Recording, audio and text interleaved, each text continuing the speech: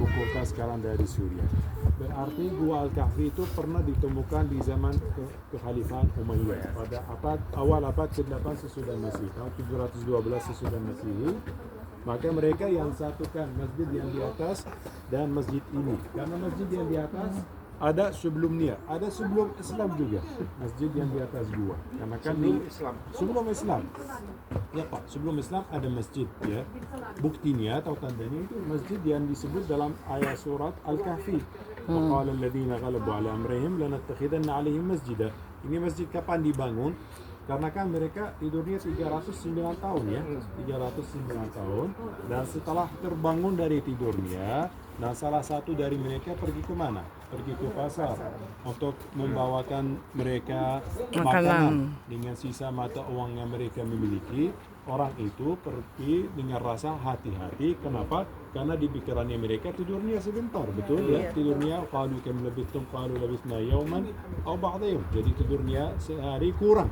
Ya, maka orang itu dengan begitu sampai ke kota kaget ya karena ada banyak perubahan, bahkan rumah keluarganya nggak kelihatan lagi, patung dewa yang orang kota menyembah nggak ada lagi, maaf ya karena ya tidak ada lagi ya, bahkan seragam pasukan tidak ada lagi. Kenapa? Ini Pak, dalam sejarah kekaisaran Romawi ada kekaisaran Romawi Timur, ada kekaisaran Romawi Barat, itu ada perpisahan ya. Berpisah yang timur sama yang barat sambil mereka tidur. Karena zamannya mereka kapan? Zamannya mereka di zaman seorang raja yang zalim bernama Dikianus tahun 254. Coba Pak lihat di dalam secara Romawi 254 tetap menyembah berhala ya. Tahun 324 saja 324 kita ke Konstantin ya, sama ibunya Konstantin ya, itu raja dari kekaisaran Romawi Timur ya, sama ibunya Ratu Helen ya, dua-duanya praktik agama Kristen atau menjadi pengikut-pengikut dari agamanya Nabi Isa alaihissalam. Jadi bangunnya mereka terbangun dari tidurnya tahun 554. Kalau 300 itu dalam tahun miladiyah atau syamsiyah kita bilang.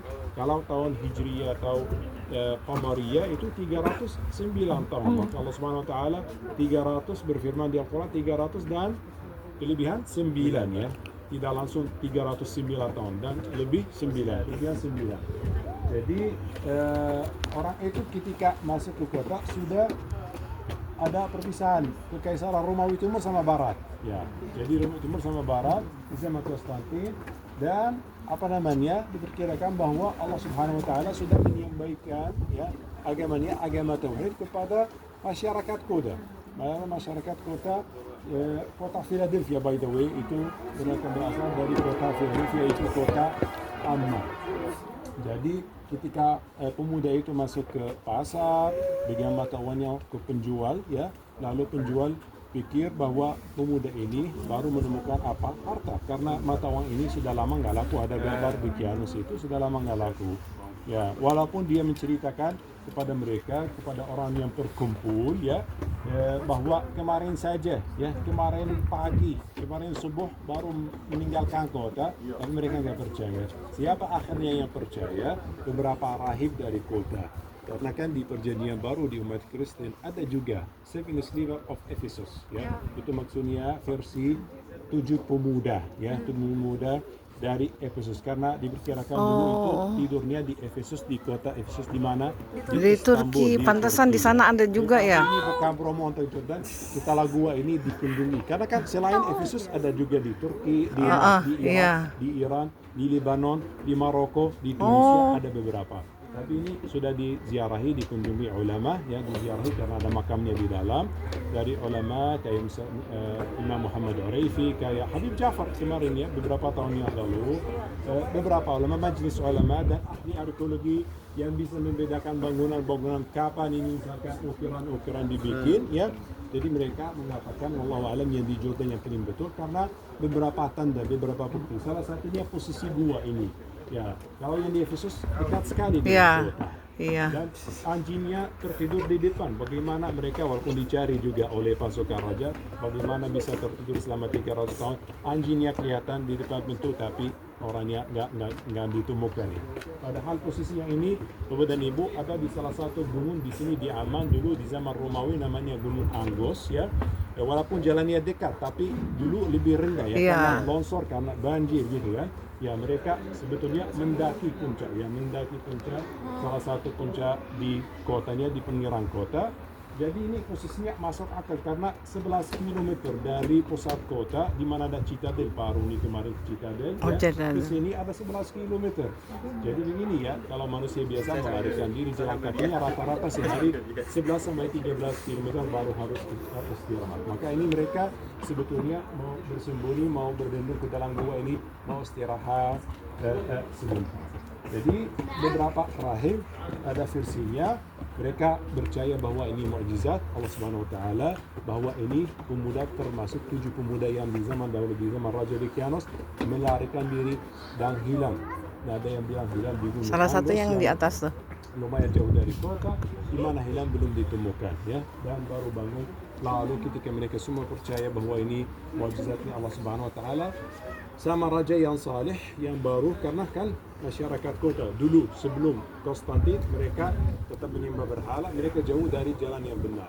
Tetapi setelah zaman Konstantin mereka mulai praktik agama tauhid, ada juga pengikutnya biasa karena agama para nabi semua adalah Islam ya. Dan ada masjid Pak, karena di Suratul Kahfi sebelum Islam ada masjid dibangun di atas gua Al-Kahfi. Maka ini tempat ibadah untuk Allah Subhanahu wa taala, bersujud untuk Allah Subhanahu wa taala. Tidak pernah ada patung dewa atau dewi di tempatnya, pasti dikasih nama apa? Masjid ya. Ketika jadi orang itu ditemukan dan raja yang saleh sama masyarakat kota mau bawa mereka kembali ke kota, ini mereka minta tolong untuk bersujud, untuk bersyukur kepada Allah Subhanahu wa taala atas mukjizatnya, tidurnya selama 300 tahun. Tetapi ada riwayat bilang sambil mereka sujud mereka mati biasa. Maka pertanyaannya selalu setelah mereka terbangun berapa lama ya hidupnya? Sebetulnya Pak sebentar, mungkin 1 hari 2 hari maksimal, wallahu alam ya, itu kata. Jadi ini masjid yang dibangun setelah mereka dimakamkan di dalam gua. Begitu mereka masuk di gua, maksudnya saat mereka masuk tujuannya, sebetulnya itu gua alami, tidak ada apa-apa, tidak ada pintu. Coba lihat di atas pintu ada motif-motif, di sebelah kanan, sebelah kiri ada motif. Begitu masuk nanti antum ada makam-makam mereka, kuburannya mereka, ada 4 di sebelah kanan, ada 3 di sebelah kiri. Dan tempat makam-makam itu kelihatan ini baru, maksudnya itu dari zaman Bizantium, dari abad ke-6 setelah mereka terbangun dan ditemukan dan dimakamkan di dalamnya. Maksudnya ini guanya berarti pernah diperluaskan ya supaya mereka dimakamkan di dalamnya. Kalau begitu masuk di ujung sana dekat Al-Fajwah. Ini Al-Fajwah juga salah satu tanda untuk ulama bisa pastikan wallahu alam ini gua Al-Kahfi.